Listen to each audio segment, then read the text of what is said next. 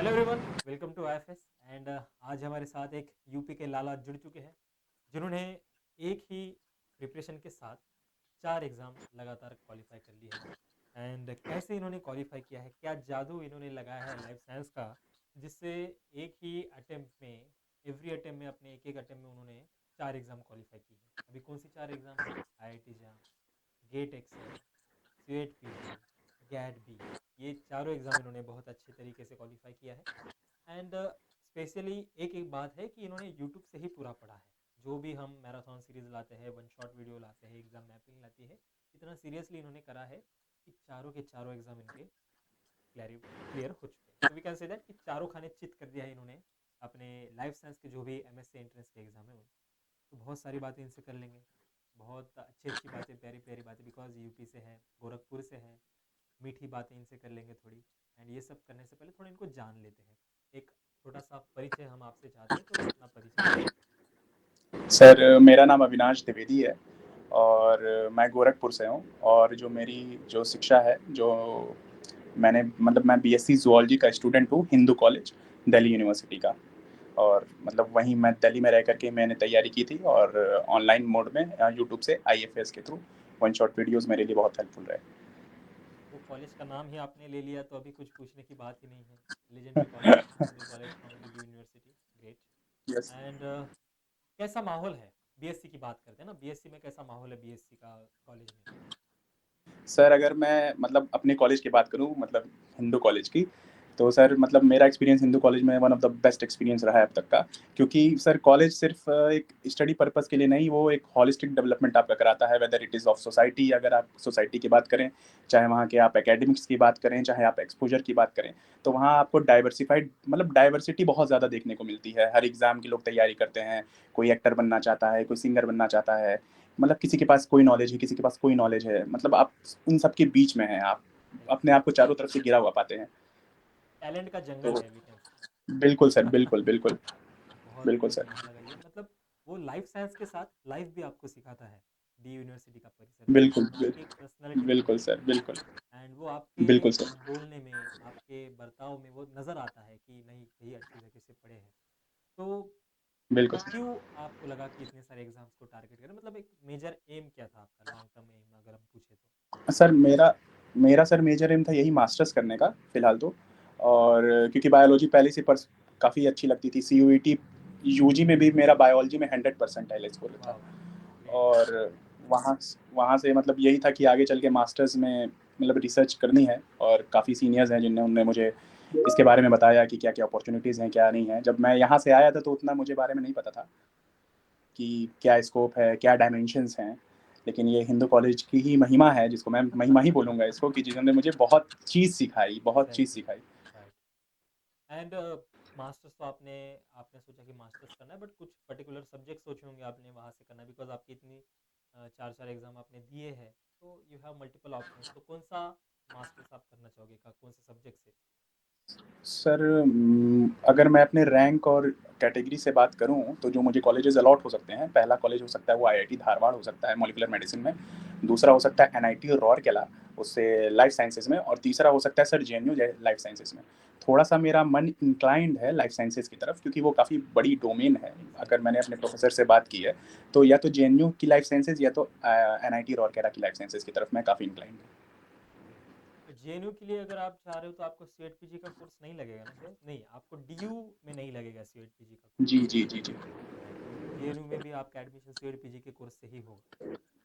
जी sir. और life life sciences के science through. में आपको इंटरेस्ट ज़्यादा है, अगर हम बोले आपको मॉलिक्यूलर मेडिसिन भी आपको मिले तो अच्छी बात है, आपको लाइफ साइंस भी मिले तो अच्छी बात है, बट आपका ज़्यादा मन लाइफ साइंस की तरफ झुका हुआ बिल्कुल है। सर, बिल्कुल, बिल्कुल, बिल्कुल सर, कह ओके। सकते हैं झुका हुआ है, क्योंकि उसमें हम हर चीज़ पढ़ सकते हैं।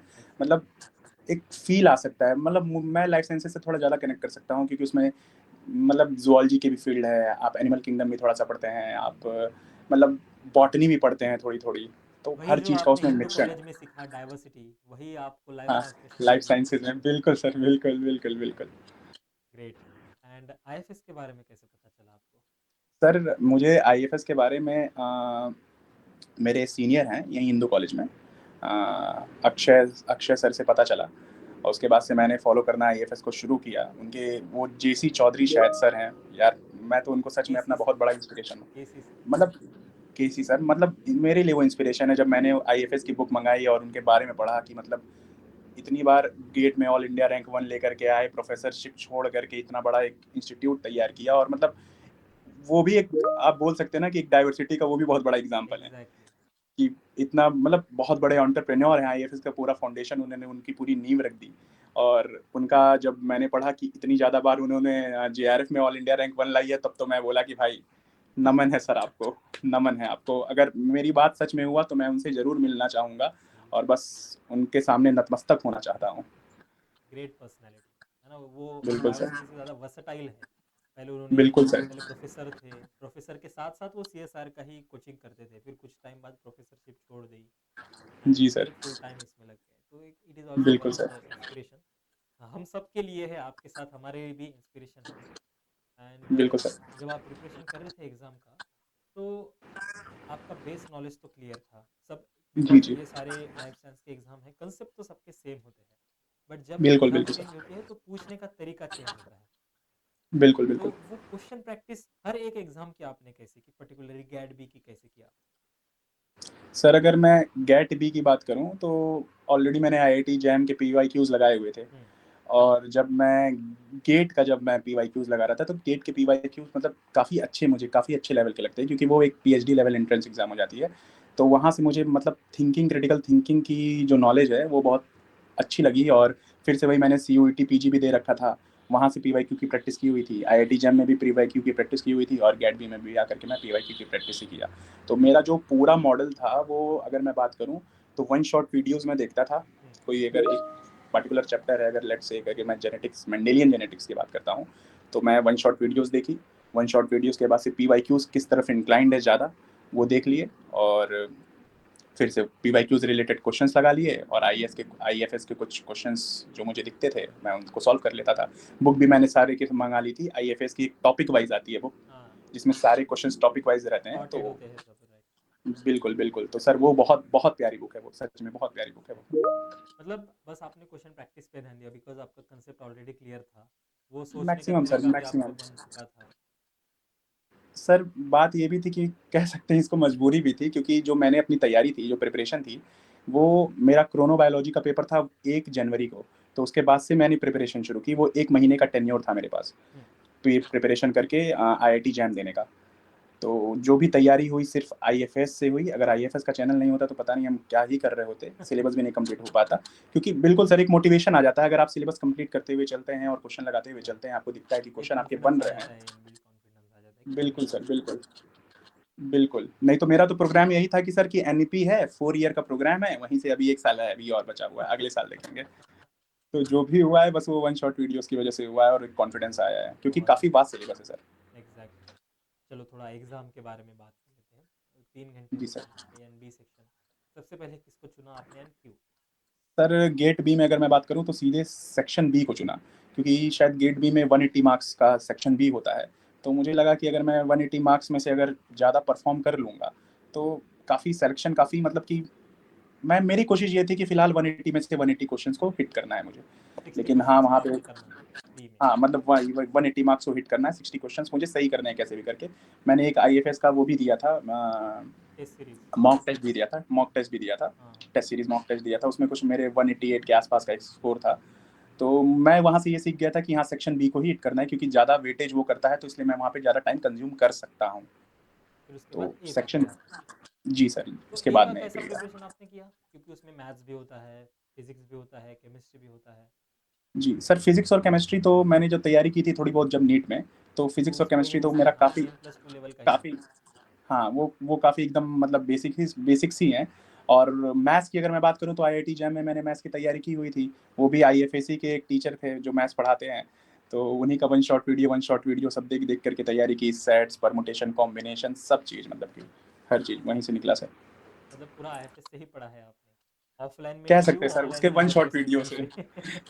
से। वन शॉट वीडियोस ही सर, जो भी है सब बेड़ा बेड़ा वही पार लगाया, one shot videos. Great, and वो दिख रहा है आपके, झलक रहा है आपके रिजल्ट में। And ji sir. क्वेश्चंस आपने कितने किए, अटेम्प्ट याद है आपको, मतलब बी में और ए में? सर मुझे जितना याद है, मेरी मनुस्मृति में जितना मुझे याद आ रहा है, सेक्शन बी में मैंने शायद सारे क्वेश्चन अटेम्प्ट किए थे, अच्छा, सेक्शन इस बी के कर लिया था। सारे। जी। और उसके बाद से अगर इसमें मैं ये अगर बात करूँ सेक्शन ए में, तो सेक्शन बी ए में मेरे ख्याल से मैंने 60 क्वेश्चन में से 42 क्वेश्चंस के आसपास अटेम्प्ट किए थे। मतलब जो आपके टेस्ट सीरीज में आते थे मार्क्स, लगभग वही आपको मिले हैं या फिर उससे ज़्यादा मिले हैं? नहीं सर, थोड़ा-सा कम हो गए उसमें से तो, थोड़े से कम हो गए, क्योंकि वहाँ पे मुझे लगा कि मतलब पता नहीं क्यों मेरे लिए लगा कि हमको पेपर हार्ड लगा, लेकिन पेपर इस बार का आसान आया था। शायद मेरी प्रैक्टिस उतनी नहीं रही होगी, क्योंकि कम टाइम भी दिया ना मैंने अपने एग्ज़ाम की हाँ, प्रिपरेशन को। या फिर कभी-कभी आप टेम्प्ट भी हो जाते हो, जो आपको क्वेश्चन सही नहीं लगता उसको भी अटेम्प्ट करने लगते हो, तो उसमें नेगेटिव बिल्कुल, मार्किंग भी हो बिल्कुल। जाती है। बिल्कुल, बिल्कुल सर, बिल्कुल, बिल्कुल, बिल्कुल। वो भी आपके बिल्कुल साथ सर। हुआ होगा, है ना? एक एस्पिरेंट का थॉट वही होता है भाई, 3 मार्क और मिल जाएँगे, 1 मार्क और बिल्कुल, मिल बिल्कुल, जाएगा और तो नंबर और आ जाए। Right, exactly. थोड़ा-सा नंबर और आ जाए। यस, यस, समझ सकते हैं हम भी उसी दौर से गुज़रे हैं। तो ये जो नेगेटिव मार्किंग, मतलब जो भी आप क्वेश्चंस अटेम्प्ट करते थे, पर्टिकुलरली मैं बी की बात कर रहा हूँ, तो आप कितने परसेंट एक्यूरेसी के साथ उसको अटेम्प्ट करते थे? मतलब ऐसा एक ट्रेडमार्क आपने एक लिमिट लाइन सेट की होगी ना कि 70% से ऊपर अब मुझे लग रहा है या फिर 80% ऊपर मुझे श्योर हूँ तभी मैं सिलेक्ट करूँगा, ऐसा कुछ था? सर, जैसे कि मैंने अपनी जो सेक्शन बी है वो कम से कम मेरे ख़्याल से 2 या 3 बार 3 गो में किया होगा। तो ओके, पहले मैंने वो मल्टीपल राउंड उन में आपने क्वेश्चन्स को किया। अटेम्प्ट किया। हाँ, जैसे उन क्वेश्चन को मैंने अटेम्प्ट कर लिया पहले, जिसमें मैं शॉर्ट शॉर्ट मतलब कि मुझे पता है कि हाँ, ये सही होगा ही होगा। उसके बाद से फिर से आया पेरिफेरल थिंकिंग, उसके साइड वाइज़ लैटरल थिंकिंग से मैंने कुछ सवाल को करना चाहा कि हाँ, ये नहीं हो सकता, ये नहीं हो सकता, ये तो नहीं होगा, ये तो नहीं होगा, ये तो नहीं हो सकता। तो एलिमिनेशन एलिमिनेशन से मेथड मैंने से काफ़ी आपने क्वेश्चन उसको छोड़ दिया। डिसाइड करती है। जी। जी, बहुत जी सर। बढ़िया, बहुत बढ़िया, ग्रेट। एंड अगर हम सिलेबस की बात करें तो सबसे फेवरेट पार्ट कौन सा है सिलेबस का, बहुत अच्छा लगता था जिसके क्वेश्चन आप बहुत सारे सॉल्व करने की आपकी इच्छा होती थी, एंड उसके कॉन्ट्रास्ट में ऐसा कौन सा सब्जेक्ट था बहुत चैलेंजिंग लगता था आपको? सर, मुझे जो चैलेंजिंग लगा और जो मेरा सबसे फ़ेवरेट सब्जेक्ट था, जो मेरा फ़ेवरेट सब्जेक्ट था as a being zoology student, तो मुझे ह्यूमन फिज़ियोलॉजी से प्यार है। ह्यूमन फिज़ियोलॉजी तो ह्यूमन फिज़ियोलॉजी है, मतलब बहुत अच्छा लगता है मुझे ह्यूमन फिज़ियोलॉजी पढ़ना। लेकिन वही है, गम की बात यही है कि क्वेश्चन ना आईआईटी जैम में आए ह्यूमन फिज़ियोलॉजी से, ना ज़्यादा इसमें गेट बी में पूछा। और अगर उसकी बात करूँ कि जो नहीं पढ़ना चाहूँगा, तो नहीं पढ़ना क्या चाहूँगा, मतलब जो जिससे मैं थोड़ा-सा भागा हूँ या उतना अच्छा नहीं लगा, वो माइक्रोबायोलॉजी का थोड़ा पोर्शन रहा है। वो भी जहाँ माइक्रोज़ पढ़ना है, यहाँ पे ये कौन-सा पॉज़िटिव सेंस है, ये नेगेटिव सेंस है, वहाँ पे नंबर ऑफ एग्ज़ाम्पल्स याद करने पड़ते हैं, तो वो थोड़ा-सा मुझे काफ़ी हेक्टिक और टफ़ लगता था। थोड़ा मतलब याद करने की चीज़ें आपको वहाँ पे ज़्यादा लगी। जी, जी सर, जो एग्ज़ाम्पल्स होते हैं, ये ग्राम पॉज़िटिव है, ये बैक्टीरिया हाँ, ग्राम नेगेटिव बैक्टीरिया है, तो वो थोड़ा-सा सर लगता था मुझे। ये कारण ये भी हो सकता है ना क्योंकि आपने पहले नीट की तैयारी की होगी तो इसलिए आपको ह्यूमन फिजियोलॉजी अच्छा लगता होगा, जो आपने वो सर। मैनिफेस्ट किया है कि डॉक्टर बनेंगे, ये सब पढ़ेंगे, इसलिए थोड़ा बिल्कुल सर, इंटरेस्ट आ बिल्कुल। गया होगा उसमें। ग्रेट, बिल्कुल, बिल्कुल। बहुत अच्छा। एंड लास्टली जो सवाल मैंने नहीं पूछे एंड आप कुछ बताना चाहते हो अपने एंड से हमारे व्यूवर्स को, तो प्लीज़ बताइए। सर, पहली चीज़ तो मैं यही बोलूँगा, अगर किसी को भी मास्टर्स की तैयारी करनी है, तो वो सारे एग्ज़ाम्स को ज़रूर दे, क्योंकि कौन से एग्ज़ाम में आप कितना अच्छा रिज़ल्ट दे सकते हो, वो किसी को भी नहीं पता। मेरे नोन में भी बहुत से लोग ऐसे हैं, जिन्होंने शायद आईआईटी जैम नहीं निकाला है, लेकिन गेट बी में बहुत अच्छी-अच्छी रैंक लेकर के आए हैं। लिटरली वो शायद इस समय आईआईटी इंदौर में जा रहे हैं। तो ऐसे-ऐसे भी मैंने अजूबे देखे हैं, अजूबे नहीं, शायद ये उनका हार्ड वर्क था और परिस्थिति से उन्होंने अपने आप को परिस्थितियों में ढाला है और परिस्थितियों से फाइट बैक किया है। तो मैं यही मतलब व्यूअर्स से यही बोलूँगा और अपने दोस्तों से यही बोलूँगा कि आप सारे एग्ज़ाम्स को टारगेट करिए, क्योंकि लगभग-लगभग सबका सिलेबस सेम है। आप एग्जैक्टली। एक की तैयारी करिएगा, आपके सारे के सारे एग्ज़ाम्स तैयार होते चलेंगे। थोड़ी बहुत आपको प्लानिंग और स्ट्रैटेजी बदलनी पड़ेगी आपको, लेकिन लगभग-लगभग सारे एग्ज़ाम्स आपके सेम होते हैं और कौन से एग्ज़ाम में भगवान आपके साथ आ जाएँ, आपको खुद नहीं पता है। आप कौन से एग्ज़ाम में एकदम एक्स्ट्राऑर्डिनरी कर जाएँ, आपको नहीं पता है। वेरी राइट, वेरी तो राइट। बस मैं यही बिकॉज बोलूँगा सर। जितने ऑप्शंस आप खुद के लिए रखोगे उतना आपका फायदा है ना। एक डार्विन की बिल्कुल सर, थ्योरी हम बिल्कुल। पढ़ते हैं, सर्वाइवल ऑफ द फिटेस्ट, है ना? जितने बिल्कुल ऑप्शंस सर। हम सर्च कर देंगे अपना ही नुकसान है, राइट?